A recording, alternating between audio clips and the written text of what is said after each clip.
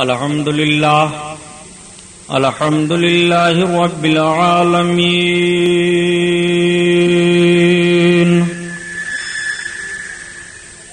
الصلاة والسلام على سيد المرسلين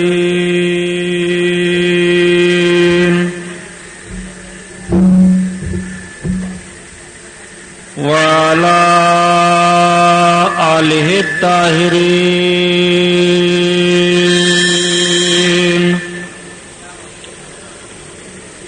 وأصحابه المطهرين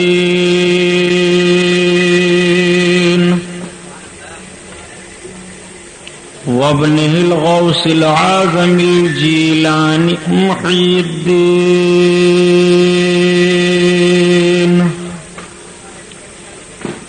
وأهل بيته أجمعين أما بعد فأعوذ بالله من الشيطان الرجيم بسم الله الرحمن الرحيم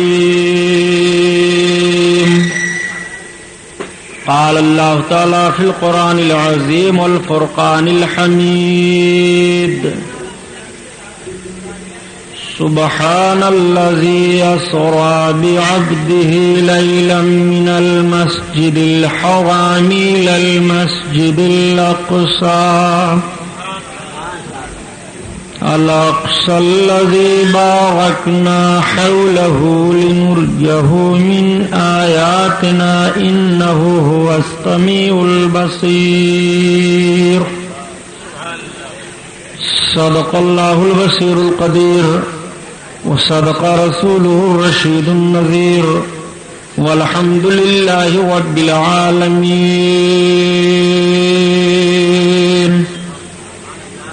لائق صد احترام علماء اہل سنت، قابل قدر سامعین حضرات، آئیے ہم اور آپ سب سے پہلے اپنے اور ساری کائنات کے مرکز عقیدت حضور رحمت للعالمین، شفیع المذنبین، رسول گرامی وقار، محبوب پروردگار، دونوں عالم کے مالک و مختار حضور محمد الرسول اللہ صلی اللہ تعالی علیہ وسلم کے دربار پرانوار میں درود شریف کا نذرانہ پیش فرمائیں. پڑھیے بلند آواز سے، اور آواز پیش کرو، کیا دماغ خراب کر دیا.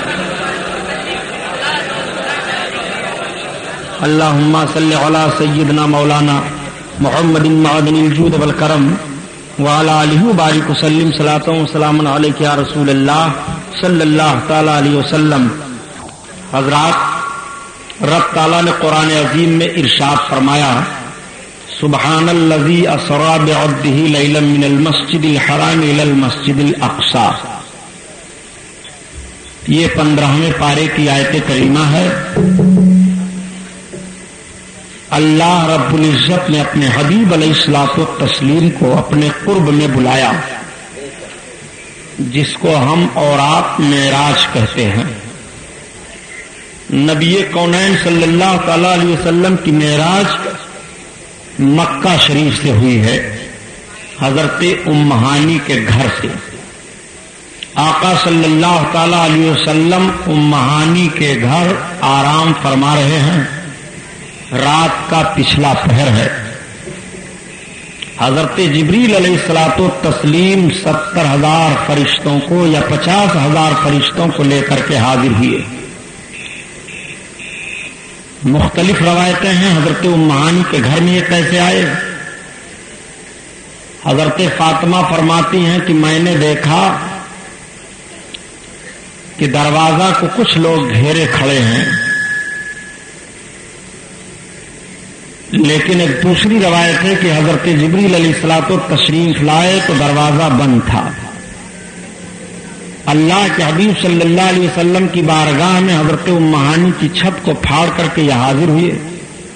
سرکار آرام فرما رہے ہیں. حضرت جبریل نے اپنی کافوری پیشانی کو سرکار کے تلووں پر ملنا شروع کیا. حدیث شریف کے الفاظ ہیں فقبل قدمیہ، آپ کے دونوں قدموں کو حضرت جبریل چومنے لگے. آقا کریم صلی اللہ علیہ وسلم نے آنکھیں وا فرمائی. حضرت جبریل نے سلام عرض کیا. آقا فرماتے ہیں جبریل عرض کرتے ہیں یا رسول اللہ رب کا پیغام لے کر کے حاضر ہوا ہوں، آج رب تعالیٰ نے اپنے قرب میں آپ کو بلایا ہے۔ آقا کریم صلی اللہ علیہ وسلم تیار ہوئے، زمزم شریف سے سرکار کو غسل دیا گیا۔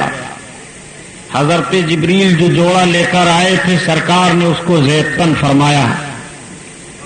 آقا کریم صلی اللہ تعالی علیہ وسلم معراج کا دولہا بنے۔ سرکار دو عالم صلی اللہ تعالی علیہ وسلم کے سامنے براق سواری لایا گیا۔ اللہ کے حبیب صلی اللہ علیہ وسلم جب سوار ہونے لگے تو براق شوخی کرنے لگا۔ حضرت جبریل نے براق سے کہا براق سمجھتا ہے یہ کون ہے؟ یہ امام الانبیاء ہیں، سید المرسلین ہیں، شفیع المذنبین ہیں۔ براق نے عرض کیا اے سید الملائکہ میں کسی اور بنیاد پر شوخی نہیں کر رہا ہوں بلکہ میری ایک خواہش ہے کہ آج جیسے سرکار مجھ پر سواری ہونے کا شرف بخش رہے ہیں ایسے جب قیامت کے دن آقا میدان محشر سے جنت کی طرف تشریف لے چلیں تو مجھی کو سواری ہونے کا شرف بخشیں۔ آقا نے عرض کیا یا رسول اللہ سن رہے ہیں آپ براق کیا کہہ رہا ہے؟ آقا نے فرمایا ہاں جبریل اس سے کہہ دو میں نے اس کی آرزو پوری کر دی۔ اب میرے سرکار براق پر سوار ہوئے اور سوار ہو کر کے حضرت جبریل علیہ الصلوۃ والتسلیم سرکار کو لے کر کے خانہ کعبہ میں آئے۔ میرے آقا صلی اللہ تعالی علیہ وسلم خانہ کعبہ میں پہنچے، وہاں سے پھر آگے بڑھے۔ حضرت جبریل علیہ الصلوۃ والتسلیم چل رہے ہیں، سرکار تشریف لے چل رہے ہیں۔ آقا کریم صلی اللہ علیہ وسلم کو ایک آواز دی گئی لیکن سرکار نے اس کی طرف توجہ نہیں کی۔ جب اور آگے بڑھے تو حضرت جبریل عرض کرتے ہیں یا رسول اللہ جس نے آواز دی آپ جانتے ہیں وہ کون ہیں؟ حضرت جبریل عرض کرتے ہیں تو آقا فرماتے ہیں جبریل وہ کون ہے؟ عرض کرتے ہیں یا رسول اللہ اگر آپ اس کو آواز دے دیتے تو ایک عورت کی شکل میں آواز دے رہی تھی، وہ دنیا تھی، آپ اس کو آواز دے دیتے، اس کی آواز پر آپ لبیک کہہ دیتے تو آپ کی ساری امت دنیا دار ہو جاتی۔ آقا کریم صلی اللہ تعالی علیہ وسلم اور آگے بڑھے۔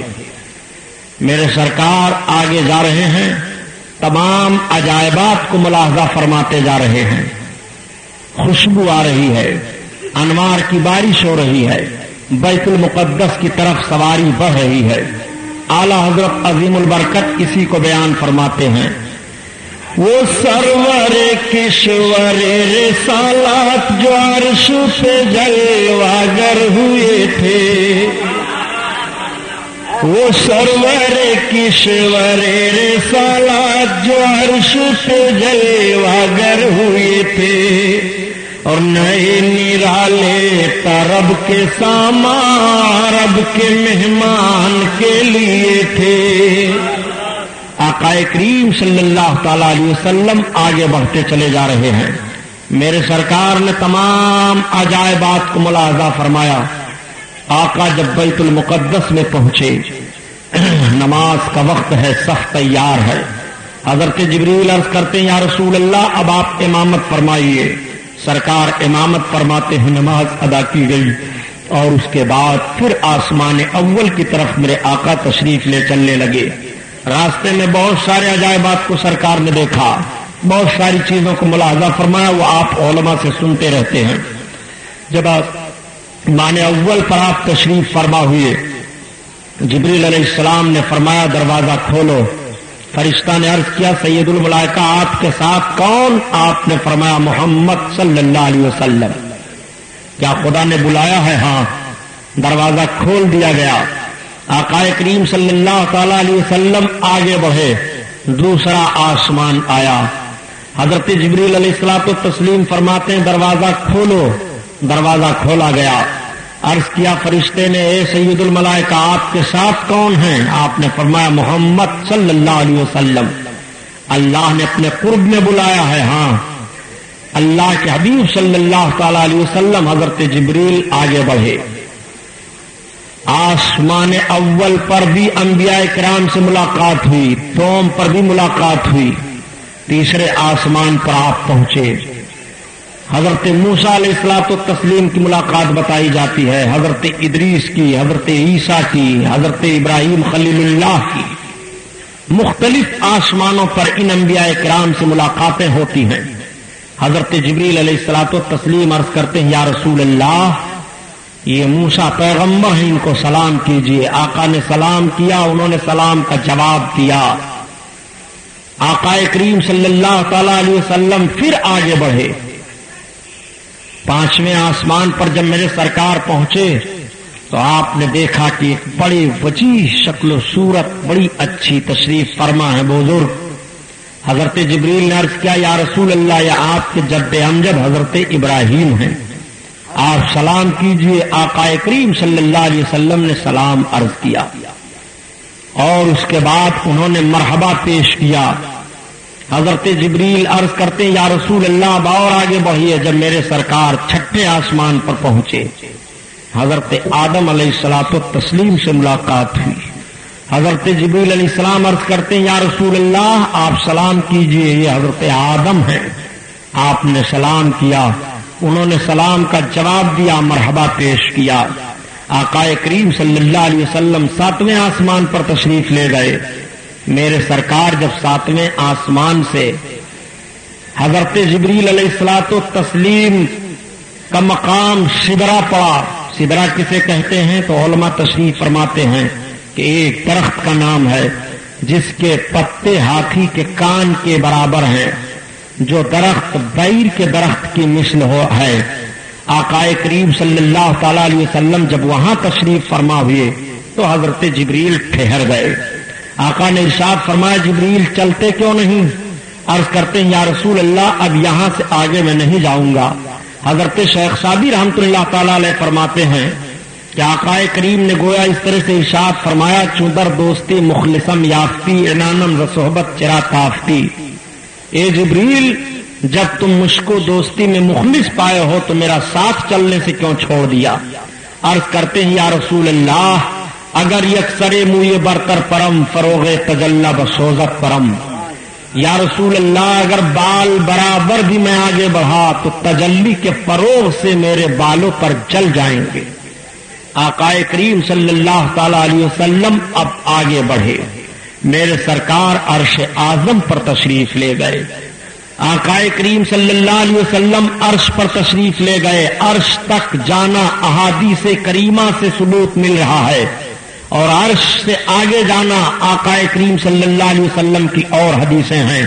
اور میرے سرکار مکہ سے بیت المقدس تک گئے، قرآن کی آیت کریمہ صریحاً ہے سبحان الذی اسری بعبدہ لیلا من المسجد الحرام الی المسجد الاقصی۔ پاک ہے وہ ذات جو اپنے بندے کو رات کے تھوڑے حصے میں لے گئی مسجد حرام سے مسجد اقصی تک۔ اللہ اکبر۔ اور اس کے بعد آقا کریم صلی اللہ علیہ وسلم کے سفر کو ملاحظہ فرمائیے۔ عرش تک تو آقا کریم کا جانا آپ کی سمجھ میں آ رہا ہے۔ علماء فرماتے ہیں کہ معراج میں میرے سرکار کی 3 صورتیں ہیں، ایک تو صورت بشری ہے اور ایک صورت ملکی ہے اور ایک صورت حقی ہے۔ آقا کریم صلی اللہ تعالی علیہ وسلم آسمانوں، آقا کریم صلی اللہ تعالی علیہ وسلم مکہ سے لے کر کے اقصی تک تشریف لے گئے، یہ صورت بشری ہے۔ اور جب آسمان اول سے عرش اعظم تک تشریف لے گئے تو یہ صورت ملکی ہے۔ اور میرے سرکار جب عرش اعظم سے لامکاں کی طرف گئے تو صورت حقی ہے کہ جس کو عقل انسانی سمجھنے سے قاصر ہے۔ عرش تک تو آپ جا سکتے ہیں، عرش تک تو آپ کی رسائی سمجھ میں آ گئی یا رسول اللہ، مگر اب عرش سے آگے آپ بڑھ رہے ہیں، یہ عرش نے سوال کیا تھا۔ آقا کریم صلی اللہ تعالی علیہ وسلم جب عرش سے آگے بڑھنے لگے تو عرش کو بھی تعجب ہوا، عرش کو بھی حیرانی ہو گئی۔ اعلی حضرت عظیم البرکت اسی کو بیان فرماتے ہیں کہ عرش کی عقل دنگ ہے، چرخ میں آسمان ہے۔ عرش بھی دنگ رہ جاتا ہے، सारी मखलूकात में नबी कौनैन सल्लल्लाहु अलैहि वसल्लम के बाद सबसे अजीम मखलूक अर्श इलाही है। अर्श तंग रह जाता है। महबूब अब लामका में जा रहे हैं। लामका का मतलब मकां है ही नहीं, तो जब मकां नहीं है तो जा कैसे रहे हैं, अब अक्ल नहीं समझ पा रही है। आकाए करीम सल्लल्लाहु अलैहि वसल्लम की मेराज की हकीकत को समझना ये इंसानी अक्ल से बहुत बईद है। इसीलिए उलमा फरमाते हैं कि इस पर ईमान रखो। जहां तक रवायतों की बातें आई हैं उसे तस्लीम करो, लेकिन जब अर्श से आगे जाने की बात आ रही है, लामका में जाने की बात आ रही है, लामका का मतलब मकान है ही नहीं, तो जब मकान नहीं है तो उसमें जाएगा कौन कैसे। अर्श की अक्ल दंग है, चरख में आसमान है, और जाने मुराद अब किधर, हाय तेरा मकान है। आकाए करीम सल्लल्लाहु तआला अलैहि वसल्लम आगे जा रहे हैं। मेरे सरकार लामका में जा रहे हैं। समझो ये मेराज शरीफ का मामला है, इसलिए मैं बहुत ही सुकून के साथ आपके ज़हन व फिक्र में बात डालने की कोशिश कर रहा हूं। आकाए करीम सल्लल्लाहु अलैहि वसल्लम के मेराज को समझने के लिए अर्श की अक्ल दंग है। तो अर्श ने फिर पुकार करके क्या कहा।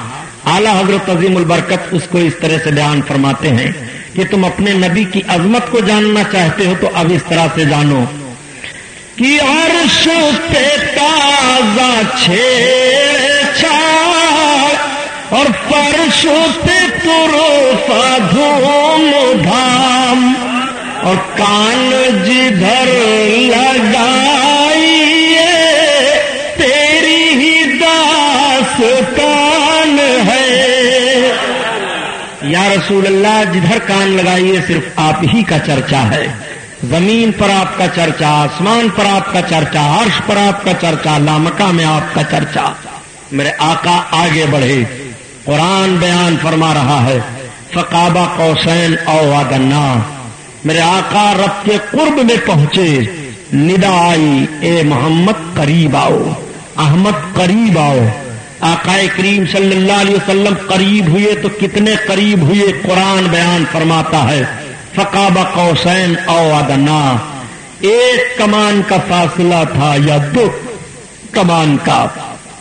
आकाए करीम ने अपनी आंखों से अपने रब को मुशाहिदा फरमाया बिला कैफ। किस तरह से मुशाहिदा किया, कैसे, इसकी बहस में नहीं आना है। आकाए करीम ने अपने रब को मुशाहिदा फरमाया और कुरान बयान दे रहा है कि ऐसा मुशाहिदा फरमाया कि न आंख झपकी, न पलक झपकी, न आंख आंटी। ऐसे मेरे आका अपने रब को मुलाहजा फरमाते रहे। आकाए करीम सल्लल्लाहु तआला अलैहि वसल्लम के ताल्लुक से रब ने फिर कुरान में बयान फरमाया कि जब महबूब करीब हुए, इतने करीब हुए, एक कमान का फासला रहा या दो कमान का फासला रहा, तो अल्लाह ताला ने अपने बंदे की तरफ वही की जो की। रब खुद बयान फरमाता है फाओहा इला अब्दिही मा औहा। यही तो आयत करीमा हाफिज जी। अल्लाह ने अपने बंदे की तरफ वही की जो वही की।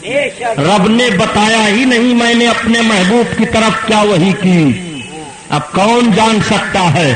फिर आका बयान फरमाते हैं कि रब ताला ने मेरे दोनों शानों के दरमियान अपने दस्ते कुदरत को रखा, तो मैंने जान लिया दलील आखरीन का इल्म, सब कुछ मुझको मालूम हो गया। कुछ ऐसा नहीं था जो मुझको न मालूम हुआ, सब मैंने जान लिया। अल्लाहु अकबर। आकाए करीम सल्लल्लाहु तआला अलैहि वसल्लम को रब ने क्या अता फरमाया, रब जानता है और रब के महबूब जानते हैं। जब रब के कुर्ब से मेरे सरकार वापस तशरीफ लाने लगे तो आओ जरा देखो। आकाए करीम सल्लल्लाहु तआला अलैहि वसल्लम आने लगे तो रब की तरफ से हुक्म हुआ महबूब जा रहे हो। हाँ। आकाए करीम सल्लल्लाहु अलैहि वसल्लम जब हाजिर हुए तो अर्ज क्या करते हैं, ए मेरे मौला।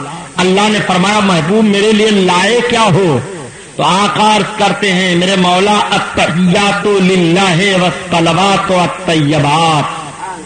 اے مولا میں تیرے لیے اپنی جانی مالی بدنی ساری عبادتیں لے کر آیا ہوں. میرے سرکار رب کے حضور تلاوت فرما رہے ہیں التحیات للہ والصلوات والطیبات. آقا نے جب یہاں تک عرض کیا السلام علیکہ ایھا النبی، تو اللہ رب العزت نے اپنے محبوب پر سلام بھیجا. محبوب تم میرے لیے بدنی عبادتیں لائے ہو، مالی عبادتیں لائے ہو، تم میرے لیے سب کچھ لائے ہو اپنی ساری عبادتیں. محبوب تو میری جانب سے تم پر سلام. السلام علیکہ ایھا النبی، اے محبوب تم پر سلام. آج وہی سلام ہم نماز میں پڑھتے ہیں. یہ وہی جملہ ہے جس کو رب نے اپنے محبوب کی بارگاہ میں التحیات للہ والصلوات والطیبات کے جواب میں ارشاد فرمایا تھا السلام علیکہ ایھا النبی، اے نبی آپ پر سلام ہو. آقا کریم صلی اللہ تعالی علیہ وسلم پر جب رب نے سلام بھیجا تو اب آقا کو غلاموں کی یاد آئی، سرکار کو گنہگار امت یاد آ جاتی ہے. آقا رب کی بارگاہ میں عرض کر رہے ہیں السلام علینا وعلی عباد اللہ الصالحین. ہاں میرے رب ہم پر بھی سلامتی ہو اور صالحین بندوں پر بھی سلامتی ہو. آقا کریم صلی اللہ تعالی علیہ وسلم نے یہ رب کی بارگاہ میں عرض کیا مولا ہم پر سلامتی ہو اور تیرے جو نیک بندے ہیں صالحین ہیں اچھے ہیں ان پر بھی سلامتی ہو.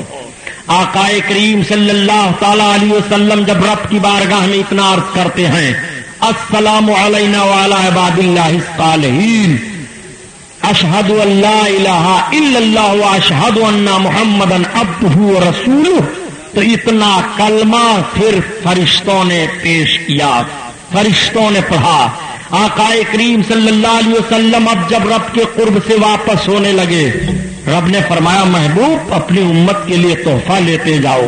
50 وقت کی نمازیں محبوب تمہاری امت پر فرض کی جاتی ہے. آقا کریم صلی اللہ تعالی علیہ وسلم 50 وقت کی نماز لے کر کے واپس ہو رہے ہیں. راستے میں حضرت موسیٰ پیغمبر علیہ السلام سے ملاقات ہو گئی. حضرت موسیٰ علیہ الصلوۃ والتسلیم نے پوچھا محمد آپ کو کیا ملا؟ آقا کریم نے ارشاد فرمایا رب نے میری امت کو 50 وقت کی نمازیں عطا فرمایا ہے. حضرت موسیٰ علیہ السلام فرماتے ہیں اے محمد نہیں، واپس آپ رب کی بارگاہ میں جائیے، میں نے اپنے امتیوں کو آزمائش کر لیا ہے، آپ کی امت اتنی نمازیں نہیں پڑھ پائے گی. آقا پھر واپس جاتے ہیں، رب کی بارگاہ میں عرض کرتے ہیں میرے مولا تخفیف فرما. رب تعالیٰ کا حکم ہوا محبوب 5 نمازیں تخفیف کر دی جاتی ہیں. اب 45 وقت کی لے کر کے حاضر ہوئے. حضرت موسیٰ علیہ السلام نے پھر سوال کیا. آقا نے فرمایا 45 وقت کی نمازیں ہیں؟ عرض کرتے ہیں نہیں، آپ پھر واپس جائیے، آپ کی امت اتنی نمازیں نہیں ادا کر پائے گی. آقا کریم پھر واپس آئے، عرض کرتے ہیں میرے مولا 5 وقت کی نماز، مولا 5 وقت کی تو تخفیف فرما دی، 45 وقت کی ہیں میرے امتی 45 وقت کی نماز نہیں ادا کر پائیں گے. رب نے فرمایا محبوب 5 کی اور تخفیف کی جاتی ہے.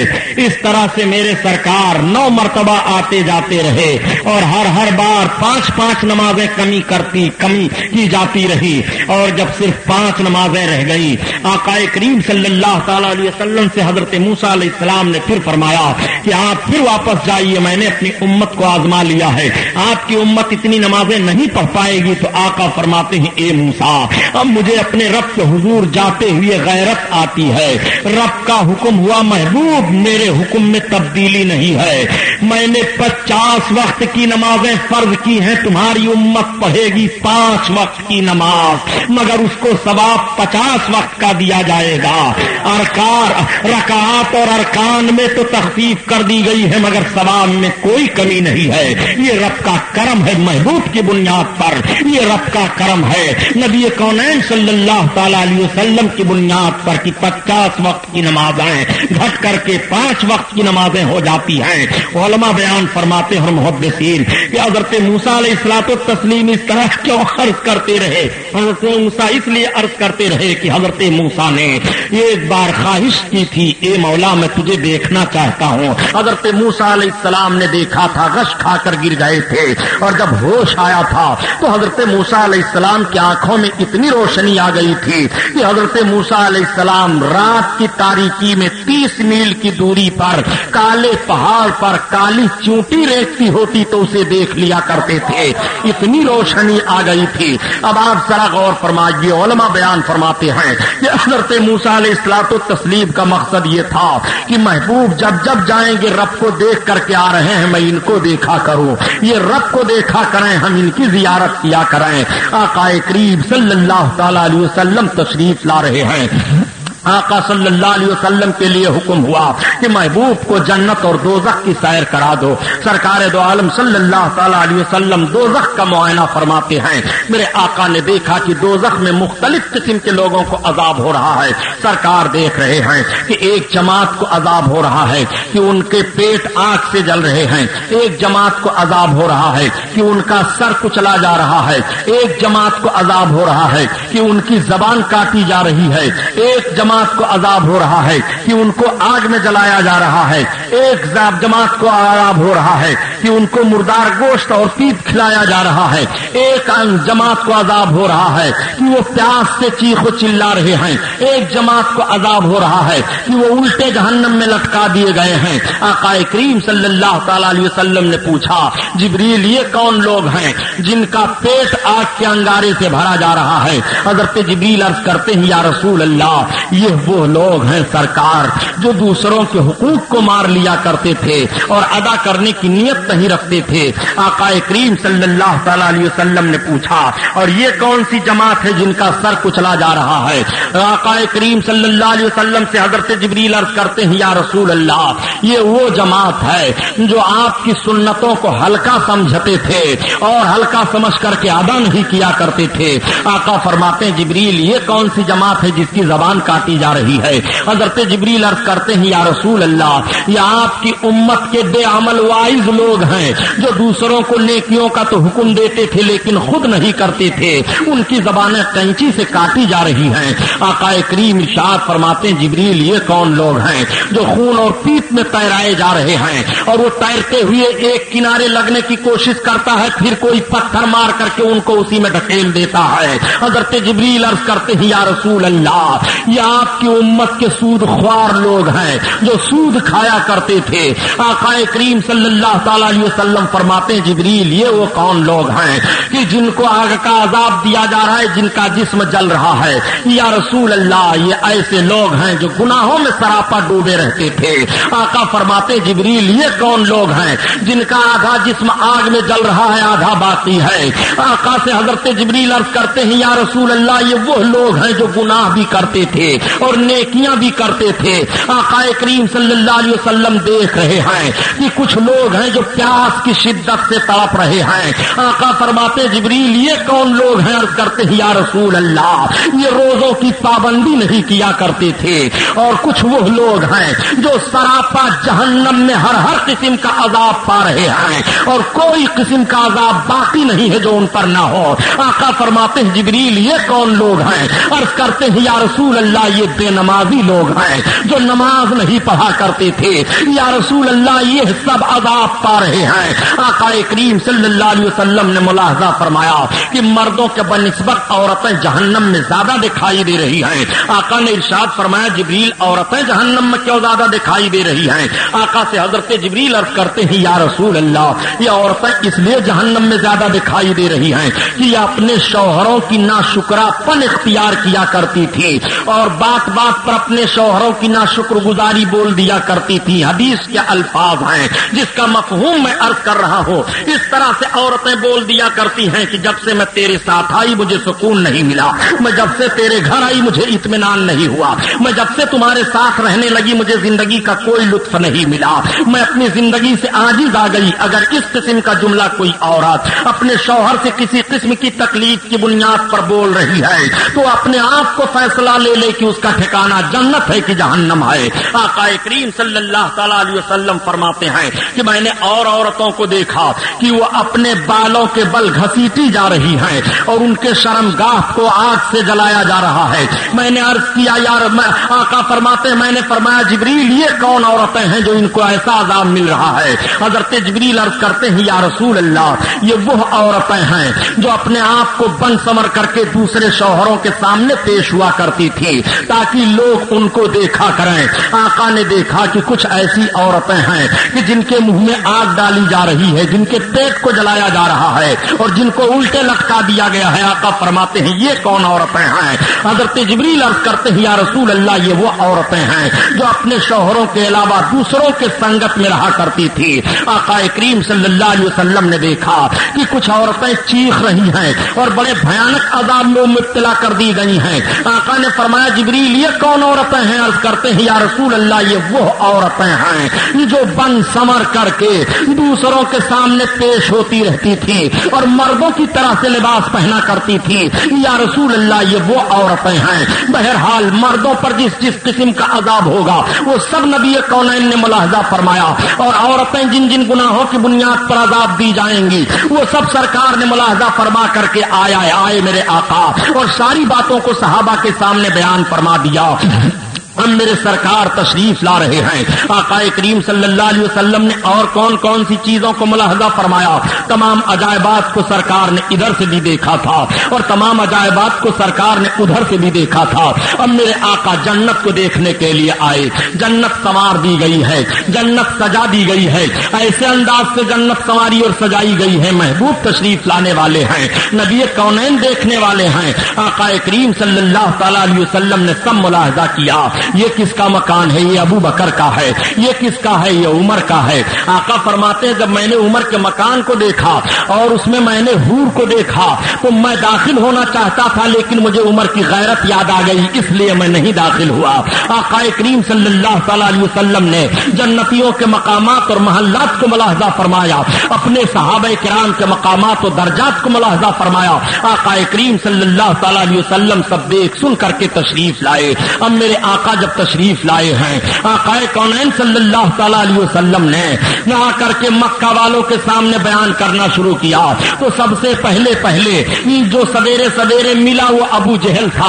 अबू जहल ने कहा मोहम्मद आज की कोई खबर है? आका फरमाते हैं हाँ मेरी मेराज हुई है। उसने कहा मेराज कहा? हाँ। कहा क्या क्या आपने देखा? आका फरमाते हैं मैंने मक्का से लेकर के बैतुल मुकद्दस तक देखा और बैतुल मुकद्दस से लेकर के 7वें आसमान और 7वें आसमान से अर्श आजम और अर्श आजम से लामक्का में गया। अबू जहल सुन करके हैरान रह गया, लोगों से बयान करना शुरू किया। हजरत अबू बकर सिद्दीक आ गए और हजरत अबू बकर सिद्दीक रज़ी अल्लाह ताला अन्हु से उसने बयान करना शुरू किया। आप सरकार की बारगाह में हाजिर हुए, या रसूल अल्लाह ऐसे ऐसे मैंने सुना है। आका फरमाते हैं अबू बकर सही है। आका करीम के मेराज की तस्दीक की। आका ने फरमाया अंता सिद्दीक, तुम सिद्दीक हो। और नबी के मेराज को अबू जहल ने झुठला दिया। नबी कौनैन ने फरमाया कि हो अबा जहलिन, वो अबू जहल है। उसी तारीख से उसका नाम अबुल हकम के बजाय अबू जहल पड़ जाता है। उसका नाम तारीख में अम्र इब्न हिशाम है और उसका लक़ब था मक्का की जमीन पर अबुल हकम, लेकिन अबू जहल कहा जाने लगा है। नबी कौनैन के मुकद्दस जबान से जो बात निकलती है वो हो करके रहती है। इसीलिए आला हजरत अजीमुल बरकत फरमाते हैं कि वो ज़बान जिसको सब कुन की कुंजी का है, वो ज़बान जिसको सब कुन की कुंजी का है, उसकी नाफिज़ हुकूमत पे लाखों सलाम, लाखों सलाम। आका करीम सल्लल्लाहु तआला अलैहि वसल्लम ने मेराज को बयान करना शुरू किया तो कुफ्फार आ गए। सरकार ने फरमाया सुनो, मैंने तुम्हारे एक काफिले को पहाड़ के फला जगह पर देखा है, वो आ रहा है तिजारती काफिला और फला दिन गुरूब होने से पहले पहले वो काफिला पहुंच जाएगा। लोगों को ताज्जुब होने लगा कि जिस जगह को मोहम्मद बताते हैं यहां से वो जगह तो काफी दूरी पर है اور اتنے دن کے بعد چلنے پر تک قافلہ پہنچے گا، اچھا دیکھا جائے گا۔ اگر واقعی یہ گئے ہیں رات کے تھوڑے حصہ میں تو ضرور یہ بتائیں گے، اور ضرور وہ قافلہ جس ٹائم انہوں نے بتایا ہے اسی وقت آئے گا۔ آقا کریم صلی اللہ تعالی علیہ وسلم نے جس دن کی نشاندہی کی تھی کہ تمہارا قافلہ فلاں دن ڈوبنے سے پہلے پہنچے گا، دن ڈوبنے کے قریب ہو گیا لیکن قافلہ نہیں آ رہا ہے۔ سرکار فرماتے ہیں مجھے تشویش ہوئی، میں نے سورج کی طرف دیکھا، اللہ تعالیٰ نے سورج کی رفتار کو روک دیا، سورج اس وقت تک مغرب کی طرف نہیں چلا جب تک نبی نے جس قافلہ کو مکہ میں بتایا تھا اور وہ قافلہ آ کر کے پہنچ نہیں جاتا ہے۔ اب مکہ والوں کو یقین ہوا کہ واقعی محمد گئے تھے۔ ان لوگوں نے کہا محمد آپ نے بیت المقدس کو دیکھا؟ کہاں ہاں۔ تو چند کفار اکٹھا ہوئے، ان میں سے کچھ ایسے تھے جو بیت المقدس کو دیکھے ہوئے تھے۔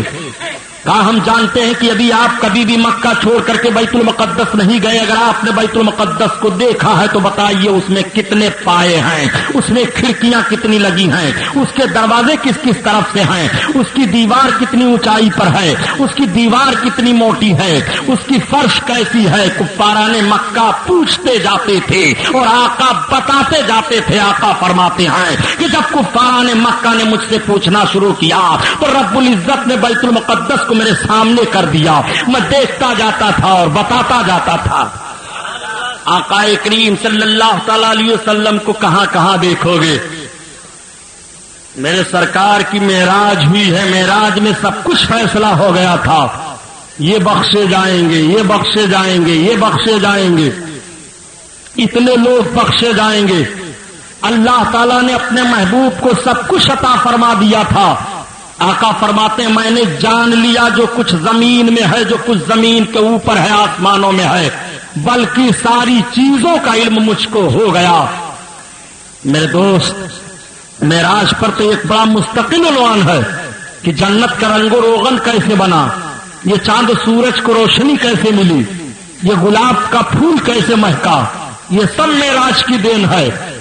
اعلی حضرت عظیم البرکت فرماتے ہیں کہ اتار کر ان کے رخ کا صدقہ یہ نور کا بٹ رہا تھا بالا کہ چاند سورج مچل مچل کر جبی کی خیرات مانگتے تھے، اور بچا جو ان کے تلووں کا دھون بنا وہ جنت کا رنگ و روغن۔ یا رسول اللہ، بچا جو ان کے تلووں کا دھون بنا وہ جنت کا رنگ و روغن، اور جنہوں نے دولہا کی پائی اترن وہ پھول گلزار کے چنے تھے۔ اور میرے سرکار جب معراج میں تشریف لے جا رہے تھے تو پسینے مقدس ٹپکا تھا جس سے گلاب پیدا ہوا۔ حضرت شیخ محقق فرماتے ہیں، اسی لیے تو اعلی حضرت عظیم البرکت فرماتے ہیں کہ انہی کی بو مائے سمن اور انہی کا جلوہ چمن چمن ہے، اور انہی سے گلشن مہک رہے ہیں، انہی کی رنگت گلاب ہے۔ اللہ اللہ، آقا کریم صلی اللہ علیہ وسلم کو کہاں کہاں دیکھو گے؟ میرے سرکار صلی اللہ علیہ وسلم نے جب نماز کا اعلان فرمایا معراج شریف سے واپس ہونے کے بعد، الصلاۃ معراج المومنین، نماز مومنین کے لیے معراج ہے۔ نماز آقا کریم صلی اللہ علیہ وسلم کے امتیوں پر فرض ہوئی۔ نماز جانتے ہو پیارے، نماز اور زکوٰۃ کا ساتھوں ساتھ 88 جگہوں پر حکم آیا ہے۔ اب آپ غور فرماؤ کہ نماز کیا ہے اور کتنی اہمیت نماز کی ہے۔ آقا کریم صلی اللہ تعالی علیہ وسلم کے امتیوں پر نماز فرض ہوئی۔ رب نے فرمایا اقیموا الصلاۃ واتوا الزکوٰۃ، نماز قائم کرو۔ رب نے جگہ جگہ نماز کا حکم دیا۔ نماز صحابہ پڑھ رہے ہیں، تابعین پڑھ رہے ہیں، ائمہ مجتہدین پڑھ رہے ہیں۔ کسی موقع پر کسی موڑ پر نماز کسی صحابی سے چھوٹ نہیں رہی ہے۔ آپ ذرا ملاحظہ کرتے ہوئے چلو، آج دنیا اتنی ترقی کر گئی ہے اور اس طرح آگے بڑھ گئی ہے جرائم کی بھی کمی نہیں ہے، بے حیائیوں کی بھی کمی نہیں ہے، پاک کی کمی نہیں ہے، لیکن سارے لوگ یہ ڈنکے کی چوٹ پر بولتے ہیں ہم بے حیائیوں کو ختم کرنا چاہتے ہیں، ہم پاک کو ختم کرنا چاہتے ہیں، لیکن پھر بھی جرائم بڑھ رہے ہیں، پھر بھی بے حیائیاں بڑھتی چلی جا رہی ہیں۔ بے حیائیوں کو نہ تو تھانوں سے روکا جا رہا ہے، نہ تو مار پیٹ سے روکا جا رہا ہے، جرائم پر پابندی لگ ہی نہیں پا رہے ہیں۔ تمام بیماریوں کے لیے دوائیں تو ایجاد میں آ گئی ہیں، لیکن میں آپ سے عرض کروں پیارے، آپ پتہ لگاؤ اس دور جدید میں بھی ترقی یافتہ ماحول میں کہ کیا کوئی ایسی بھی دوا ایجاد ہوئی ہے جس دوا کو آدمی کھا لے تو شرابی شراب پینا چھوڑ دے، اس دوا کو کھا لے تو چوری کرنا چھوڑ دے، اس دوا کو کھا لے تو بے حیائی کرنا چھوڑ دے۔ آپ کے پاس اس قسم کی کوئی دوا نہیں ہے۔ اب آؤ رب تعالیٰ کی مشیت پر غور کرو۔ اللہ تعالیٰ نے انسان کو پیدا کیا، انسان جسم کا اور روح دونوں کا نام ہے، یہ انسان جسم اور روح سے ملا ہوا ہے۔ اگر روح جدا ہو جائے تو یہ انسان مردہ قرار دے دیا جاتا ہے، روح بیمار ہوتی ہے اور جسم بھی بیمار ہوتا ہے۔ جسم بیمار ہوتا ہے تو کھانا نہیں اچھا لگتا ہے، جسم بیمار ہوتا ہے تو پانی نہیں اچھا لگتا ہے، جسم بیمار ہوتا ہے تو دوائیں نہیں اچھی لگتی ہیں، جسم بیمار ہوتا ہے تو غذائیں نہیں اچھی لگتی ہیں، اور جسم بیمار ہو جائے تو جس قسم کی بیماری ہو اس قسم کی دوائیں بھی تیار کر دی گئی ہیں۔ جیسے جسم بیمار ہوتا ہے ایسے روح بھی بیمار ہو جاتی ہے پیارے۔ جب روح بیمار ہوتی ہے تو قرآن کی تلاوت میں طبیعت نہیں لگتی ہے، جب روح بیمار ہو جاتی ہے تو نماز نہیں پڑھی جاتی ہے، جب روح بیمار ہو جاتی ہے تو بندہ گناہوں کی طرف قدم اٹھاتا ہے، جب روح بیمار ہو جاتی ہے تو بے حیائیوں کی طرف بھاگتا ہے، جب روح بیمار ہو جاتی ہے تو مفلسی اور قلاشی گھیر لیتی ہے۔ جیسے جسم کی بیماریوں کا علاج ہے ایسے روح کی بیماریوں کا علاج ہے۔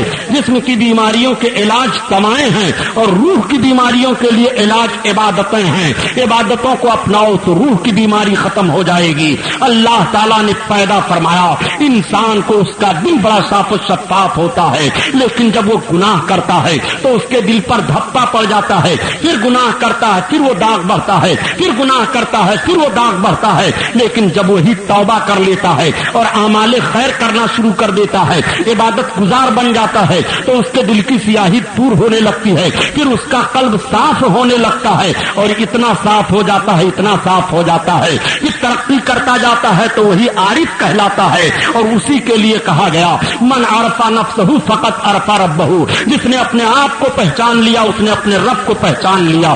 بات چل رہی ہے نماز کی، نماز بہت اہم چیز ہے۔ نماز کے تعلق سے رب تعالیٰ نے ارشاد فرمایا ان الصلاۃ تنہی عن الفحشاء والمنکر، بے شک نماز تمام بے حیائیوں سے روک دیتی ہے۔ آقا کریم صلی اللہ تعالی علیہ وسلم کے بیان کو سنا، نبی بیان فرماتے ہیں من ترک الصلاۃ متعمدا فقد کفر، جس نے نماز کو جان بوجھ کر کے چھوڑ دیا وہ کفر کے قریب پہنچا۔ آقا کریم صلی اللہ علیہ وسلم ارشاد فرماتے ہیں من ترک الصلاۃ متعمدا فالقی فی النار 30 حقبا، جو جان بوجھ کر کے ایک وقت کی نماز چھوڑے گا وہ 80,000 سال تک جہنم میں جلتا رہے گا۔ سنو آپ، جہنم کو معمولی آپ نے سمجھا ہے، جہنم کو اگر ایک سوئی کے نوک کے برابر کھول دیا جائے تو آج بھی اس کی تپش سے ساری دنیا جل کر کے خاکستر ہو جائے گی۔ المان والحفیظ، اللہ محفوظ رکھے ہر بندے مومن کو۔ آپ غور فرمائیے نماز چھوڑنے پر کتنی وعیدیں آئی ہیں۔ عذاب قبر تو الگ ہے نماز چھوڑنے پر، لیکن دیکھو بے نمازی کو کس طرح سے جہنم میں ڈالا جائے گا۔ آقا فرماتے ہیں 80,000 سال تک وہ جہنم میں جلتا رہے گا۔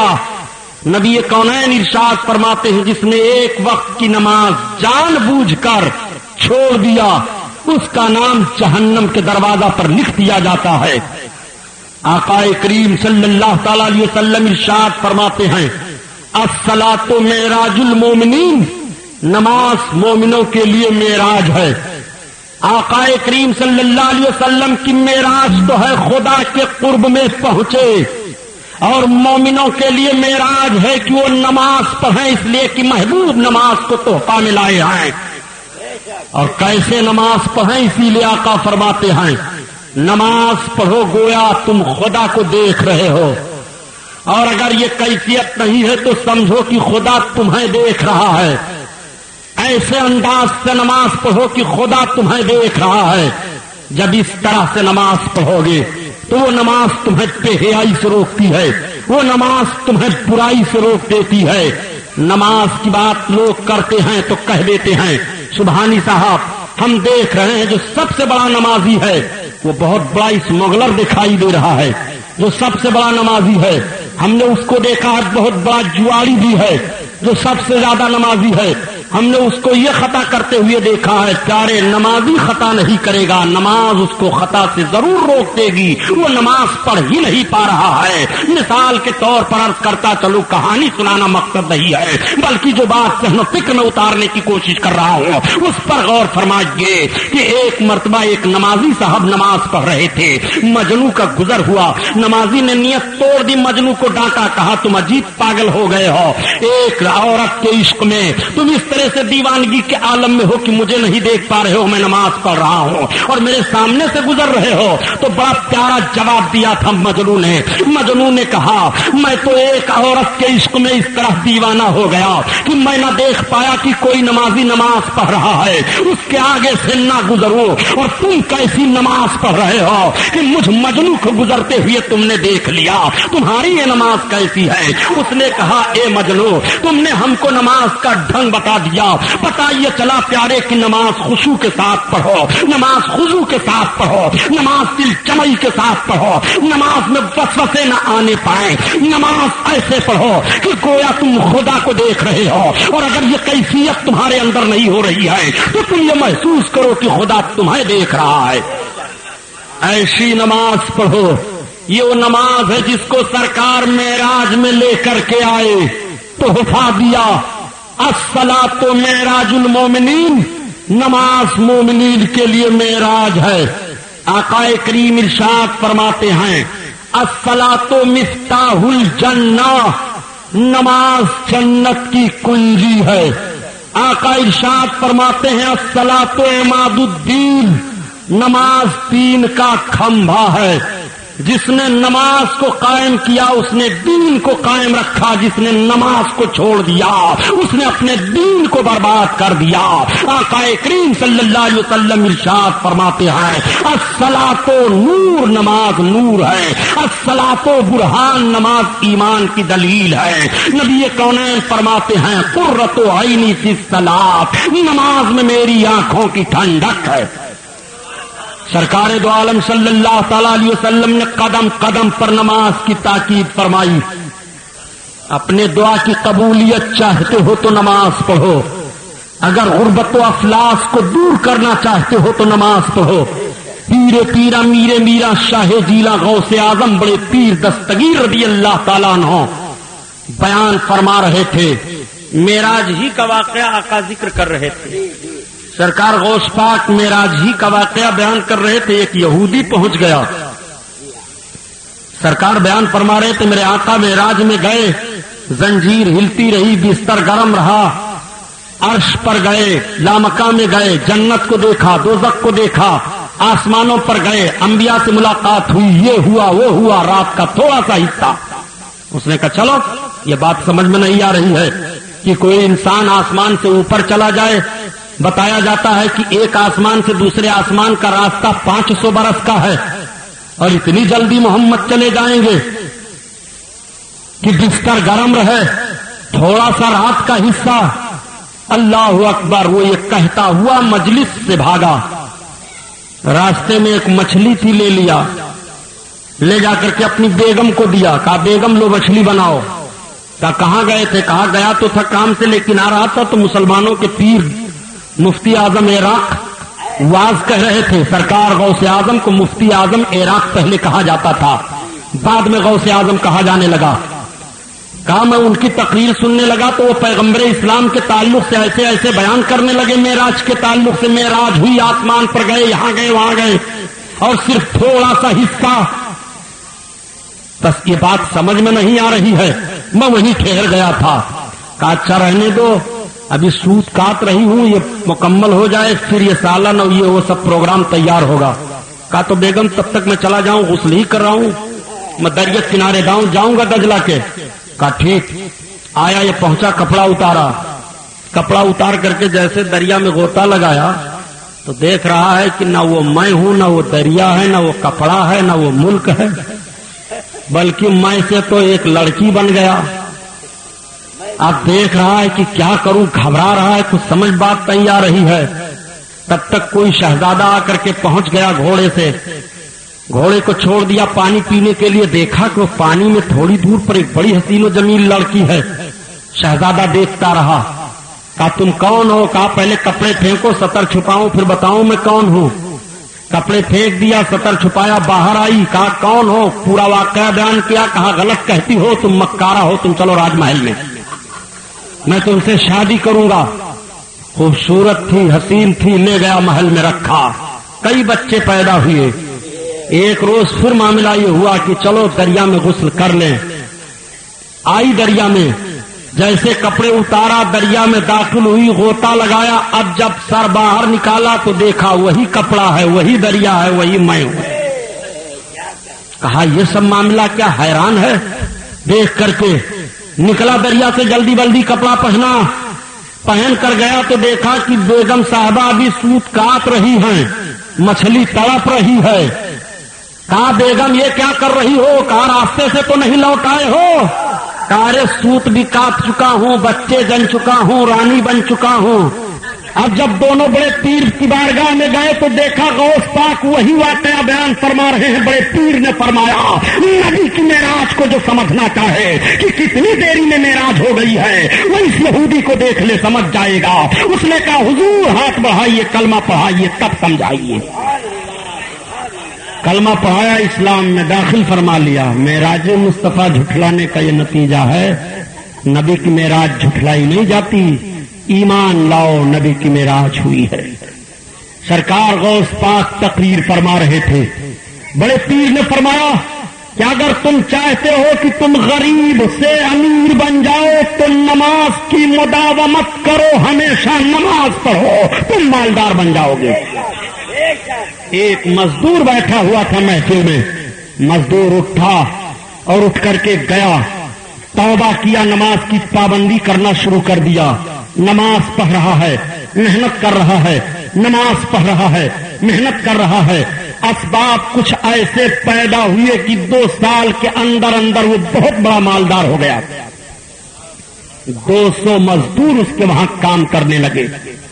جب 200 مزدور کام کرنے لگے تو ایک روز دل میں بات آئی کہ بڑے پیر غوث اعظم پیر امیر میرا شاہ جیلہ کی تقریر کی برکت سے میں اس طرح ہوا، لاؤ اپنے آقا کی بارگاہ میں چلوں، نذرانہ پیش کراؤں۔ اشرفیوں سے تھیلی بھر لیا۔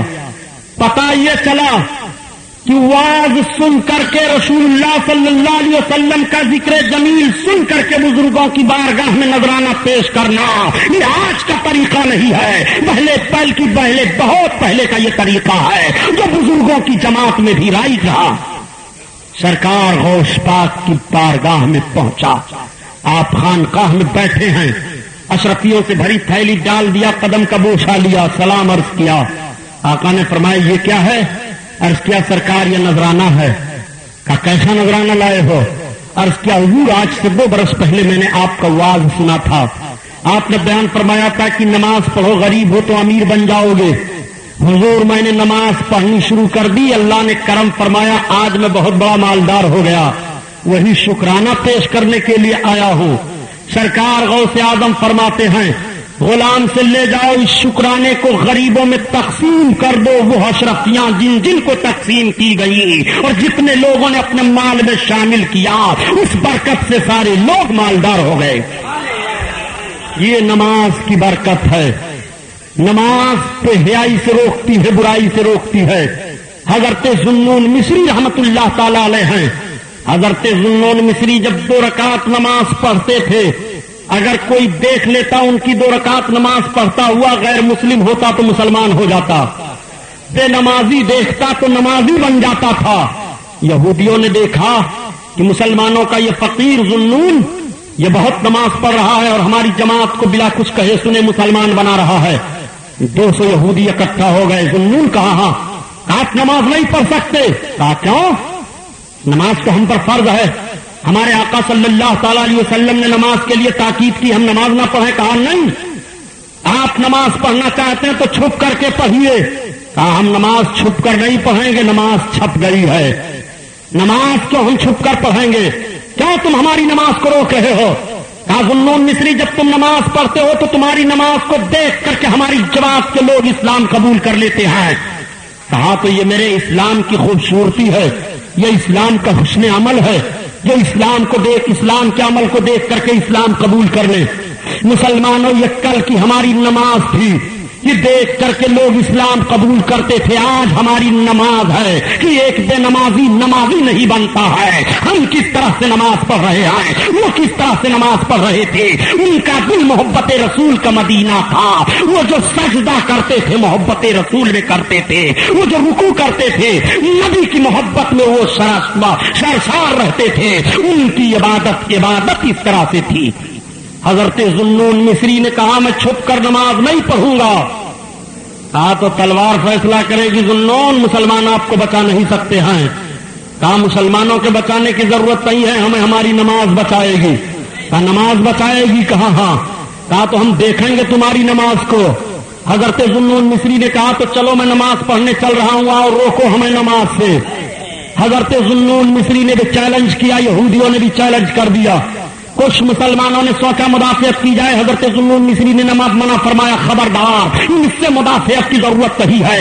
یہ نماز کی طاقت دیکھنا چاہتے ہیں تو آج نماز کی یہ طاقت دیکھ لیں. میں میدان میں نماز پڑھنے کے لیے چل رہا ہوں. حضرت ذوالنون مصری مصلی لیے لے جا کر کے میدان میں بچھایا.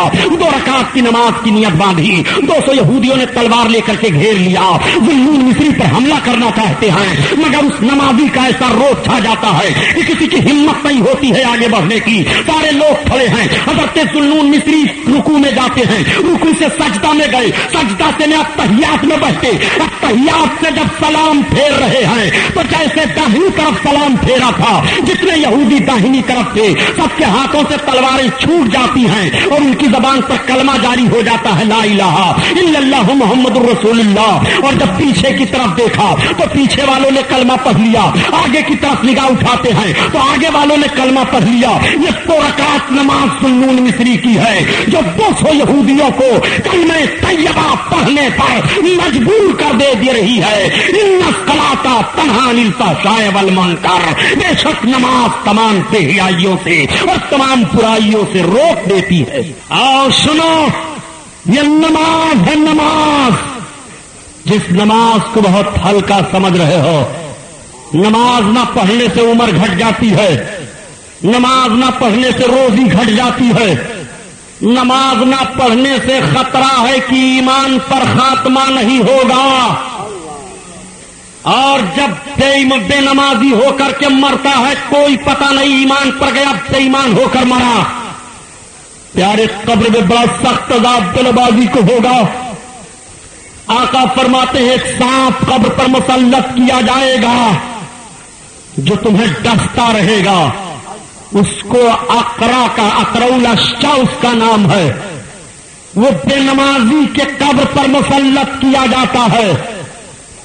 اور نماز تو وہ ہے کہ جب قیامت قائم ہوگی آپ کے عمل کا ذرہ ذرہ کا حساب ہوگا.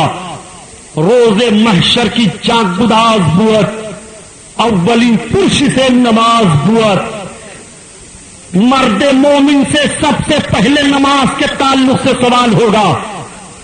اس سے پہلے اس کی دولت کے تعلق سے سوال نہیں کیا جائے گا.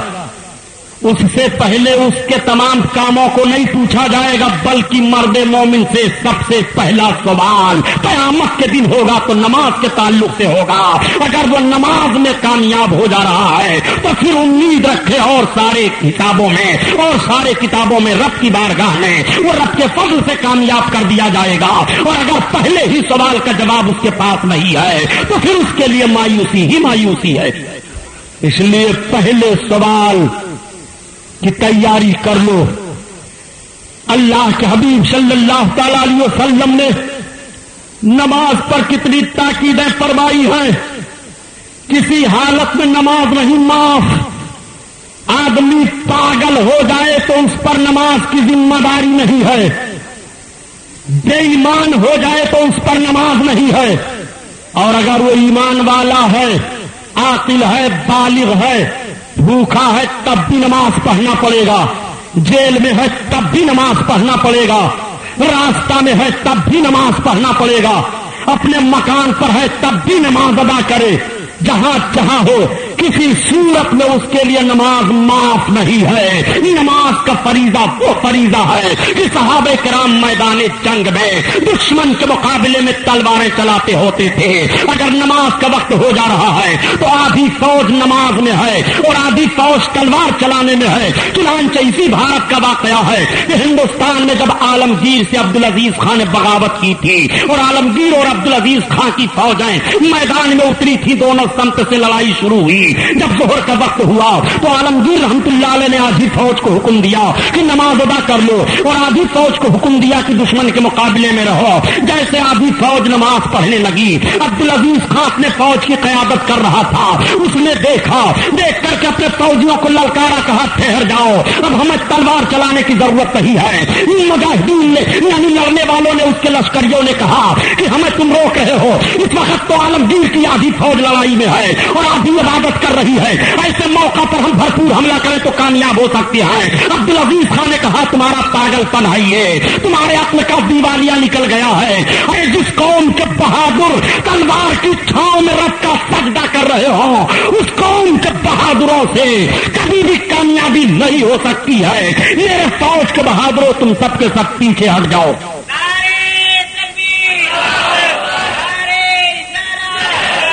عبدالعزیز خان نے اپنی فوج کو پیچھے ہٹا لیا اور جب عالمگیر نماز پڑھ کر ختم کیے تو عبدالعزیز خان حاضر ہوا، قدم پر گر پڑا. اس نے کہا حضور میں معافی چاہتا ہوں، میں نے بغاوت کر دی تھی. میں یہ نہیں سمجھتا تھا کہ میرا سلطان اتنا نیک دل ہے کہ تلوار کی چھاؤں میں بھی اپنے فوجیوں کو سجدہ کرنے کے لیے حکم دے گا. جو تلوار کی چھاؤں میں سجدہ کرنے کے لیے حکم دے رہا ہو وہ اس کی خلوت کیا ہوگی، اس کی جلوت کیا ہوگی، اس کی حکومت کا انتظام کیا ہوگا.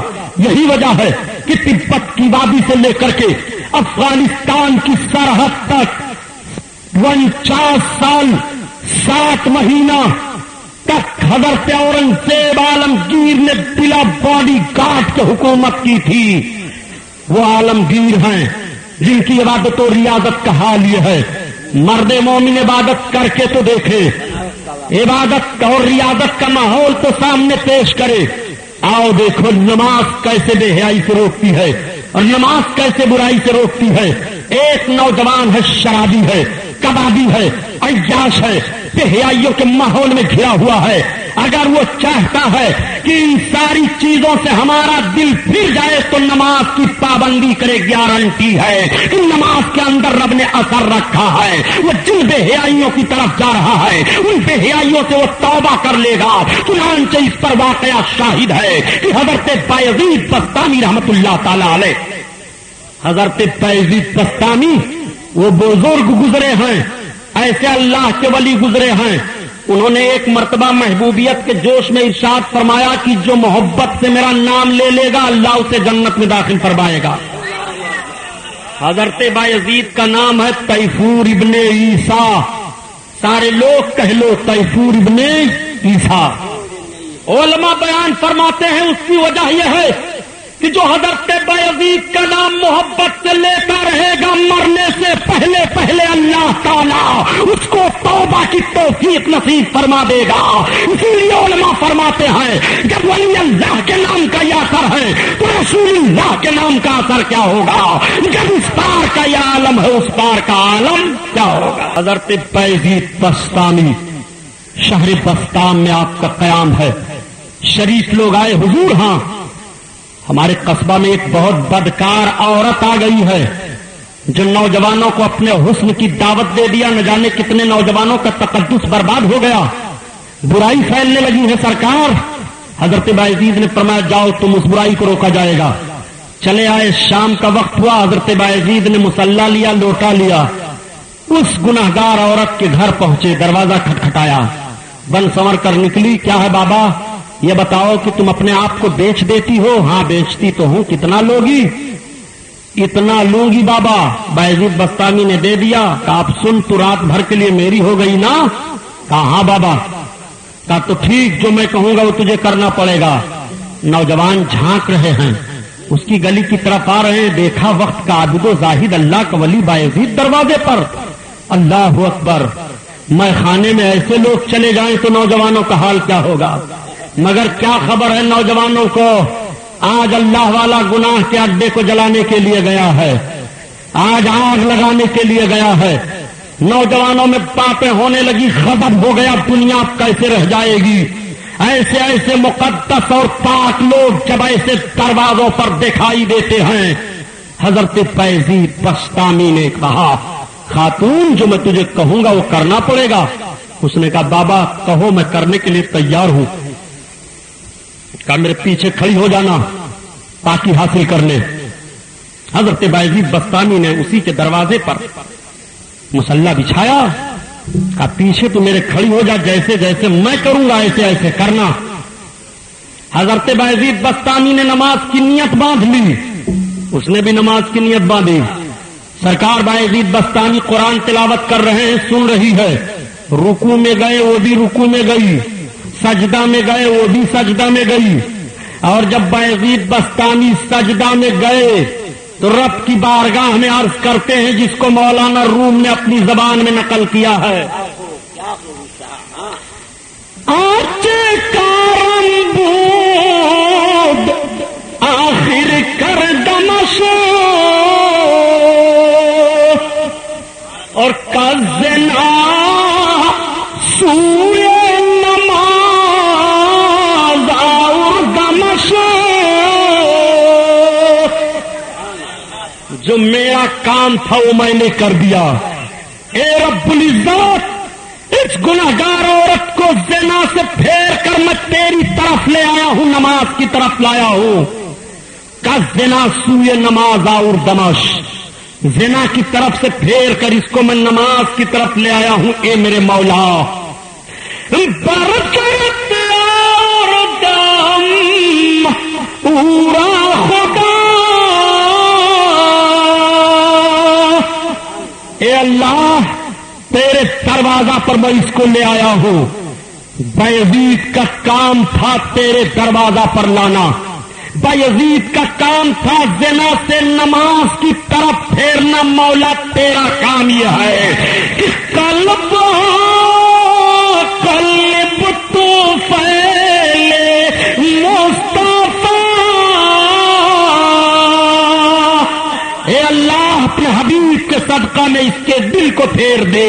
बायजीद का काम था तेरी बारगाह में इसके सर को झुकाना, और तेरा काम है अपनी बारगाह में इसके दिल को झुका देना।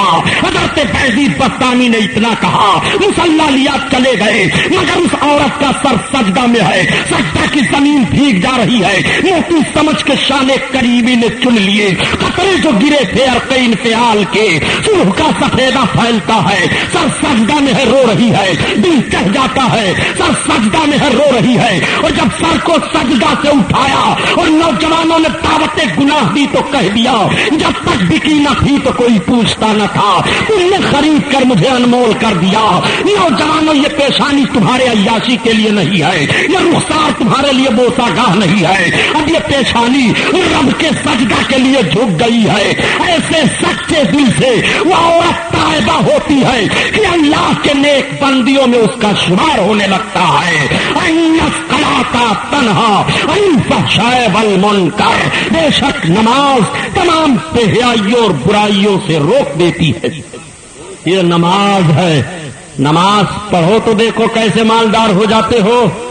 नमाज पढ़ो तो देखो कैसी बरकतें नाजिल होती हैं। नमाज पढ़ो तो देखो तुम्हारा घर तुम पर कैसे कुशादा हो जाता है। नमाज पढ़ो तो तुम्हारे अंदर कैसे अमन और अमान की बरकतें आती हैं। तुम्हारी मस्जिदें जलाई जा रही हैं, मस्जिदें फूकी जा रही हैं। मेरे दोस्तों, मुसलमानों, नौजवानों, बूढ़ों, मैं आपसे अर्ज करना चाहता हूं, अब कौन वक्त आएगा सजदा करने के लिए, अब कौन वक्त आएगा नमाज पढ़ने के लिए। اگر ایسی لاپرواہی میں موت واقع ہو گئی تو بتاؤ تمہارا حال قبر میں کیا ہوگا، اور حشر میں تم نماز کے تعلق سے جواب کیا دو گے؟ اس لیے تم رب کے بندے ہو، رب نے تم پر یہ عبادت فرض کی ہے، اس لیے ہر مسلمان عاقل بالغ پر نماز فرض ہے۔ ان الصلاۃ تنہا عن الفحشاء والمنکر۔ اور سنو، حضرت فاروق اعظم رضی اللہ تعالیٰ عنہ خلیفہ دوم، جن کا حال یہ ہے کہ شیطان ان کو دیکھ لے اس گلی سے آتے ہیں تو دوسری گلی بھاگتا ہے۔ حضرت فاروق اعظم رضی اللہ تعالیٰ عنہ کے اچھا ٹھیک، اب ایک کام کیجئے، کیا بتاؤں یار، میں اتنی دور سے آیا تھا، سوچتا تھا 2 گھنٹہ 2.5 گھنٹہ تقریر ہو تو کچھ کتاب پڑھ کر آپ لوگ جاؤ بھی، لیکن یہ ہندوستان ہے بھائی، ہندوستان کی انتظامیہ جو ہے وہ الرٹ رہتی ہے مکمل طور پر، اس کے باوجود نہ جانے کتنے بم دھماکے ہوتے ہیں، نہ جانے کتنے لوگوں کو اڑا دیا جاتا ہے، یا الرٹے رہتے ہیں۔ ایسی محفلوں پر تعجب ہے، پابندی لگائی جاتی ہے جہاں سے امن و امان کا پیغام دیا جائے، چوری روکا جائے، بدماشی روکا جائے، شراب خوری روکی جائے، بے حیائی روکا جائے، قتل و غارت گری روکا جائے۔ جن جلسوں سے یہ پروگرام نشر کیا جاتا ہے، ہونا تو یہ چاہیے ان جلسوں کو چلنے دو، چاہے صبح تک چلیں، تو ان پر تو پابندی لگائی جاتی ہے۔ اور جن جلسوں میں بے حیائی، ناچ گانا، کود، بدماشی، دنیا کا پاپ ہو، اس کو سب دیکھ رہے ہیں۔ اور کیا کرو گے، جج صاحب شراب پی کر کے عدالت پر بیٹھتے ہیں، انسپکٹر صاحب شراب پی کر کے راؤنڈ مارتے ہیں، اس طرح سے تو جوش و ہوش رہتا ہے۔ ہماری اس بات کی نوٹس نہ لیں گے، اور نوٹس لیں گے تو مجھے کوئی پرواہ نہیں ہے، ان کی نوٹس کو میں نزلہ بخار سے زیادہ اہمیت نہیں دیتا، بہت نوٹس دیکھا گیا ہے اس طرح سے۔ اس لیے آپ کل آخری جلسہ ہے انشاءاللہ، میں سویرے بیٹھوں گا اور اپنے آقا کی میلاد پاک کے ذکر کو کل بھرپور سماعت فرمانے کے لیے آپ حضرات تشریف لائیں۔ یہ محفل نور زندہ باد پائندہ باد۔ اب بارگاہ رسالت میں کھڑے ہو کر سلام پڑھ لیجئے۔ سلام علیکہ یا رسول، سلام علیکہ یا حبیب، سلام علیکہ صلوات اللہ علیکہ، الصلاۃ والسلام علیکہ یا رسول اللہ، الصلاۃ والسلام علیکہ یا نبی اللہ، صلی اللہ علی النبی وآلہ صلی اللہ علیہ وسلم، الصلاۃ والسلام علیکہ یا شفیعنا یوم الجزاء عند اللہ، یا رسول اللہ صلی اللہ علیہ وسلم، یا اللہ یا رحمان یا رحیم، دل مارا کن مستقیم بحق ایاک نعبد و ایاک نستعین، الہی خیر گردانی بحق شاہ جیلانی، یا رسول اللہ انظر حالنا، یا اللہ جو کچھ تیرا اور تیرے حبیب کا ذکر جمیل ہوا قبول فرما۔ مولا ذکر فکر میں کوئی غلطی واقع ہو گئی ہو تو ہم توبہ کرتے ہیں، معاف فرما دے۔ یا اللہ ہم سب لوگ اپنے چھوٹے بڑے گناہوں سے تیری بارگاہ میں معافی مانگتے ہیں، معاف کر دے۔ یا اللہ ہم سب کو نماز کی توفیق عطا فرما۔ مولا ہم میں جو نمازی ہیں ان کو اور محبت سے نماز پڑھنے کی توفیق عطا فرما۔ مولا جو ہمارے بھائی بے نمازی ہیں ان کا دل اپنی طرف پھیر لے، انہیں نماز کی توفیق عطا فرما دے۔ مولا تو ہی توفیق دے گا تو ہم تیری عبادت کر پائیں گے۔ مولا نداریم غیرس تو فریاد رس، تو عاصیاں را خطا بخش و بس۔ الہ العالمین اپنے محبوب علیہ السلام کا صدقہ عطا فرما دے، اور اپنے محبوب کے محبوبوں کربلا والے تمام صالحین، تمام ائمہ مجتہدین، خصوصاً غوث پاک سرکار خواجہ غریب نواز، سرکار غازی پاک، سرکار محبوب الہی، سرکار مختوم ماہینی، ان اپنے جملہ نیک بندوں کے صدقہ طفیل میں یا اللہ ہم سب پر فضل فرما، رحم فرما، کرم فرما۔ مولا رزق حلال میں ہمارے برکتیں عطا فرما۔ مولا ہم سب کے خالی ہاتھوں کو گوہر مراد سے پر فرما دے۔ الہ العالمین ہم میں جو بیمار ہوں بیماریوں سے شفا عطا فرما دے۔ یا اللہ اپنے محبوب علیہ السلام کے صدقہ طفیل میں رسوائی اور ذلت سے دنیا اور آخرت میں بچا لے۔ مولا اپنے محبوب کے میلاد کے صدقہ میں ذلت و رسوائی سے بچا لے۔ پروردگار جب تک ہم دنیا میں رہیں تیرا اور تیرے محبوب کا بن کر رہیں، جب دنیا سے اٹھا تو ایمان پر اٹھا۔ مولا جب قبر سے حشر میں اٹھا تو اپنے حبیب علیہ السلام کی شفاعت نصیب فرما۔ قال تعالی فی شان حبیبہ بسم اللہ الرحمن الرحیم ان اللہ وملائکتہ یصلون علی النبی یا ایھا الذین آمنوا صلوا علیہ وسلموا تسلیما اللہم صل علی سیدنا مولانا محمد مختلف الملوان تعقب الاسران کر الجدیدان واستقل الفرقدان وبلغ روحه ارواح لبیتہ من التحیۃ والسلام مبارک وسلم علیہ کثیرا بجاہ سید النبی الامین المکین الرؤوف الرحیم الکریم آمین یا رب العالمین یا اکرم الاکرمین بہ نستعین لا الہ الا اللہ محمد الرسول اللہ صلی اللہ تعالی علیہ وسلم.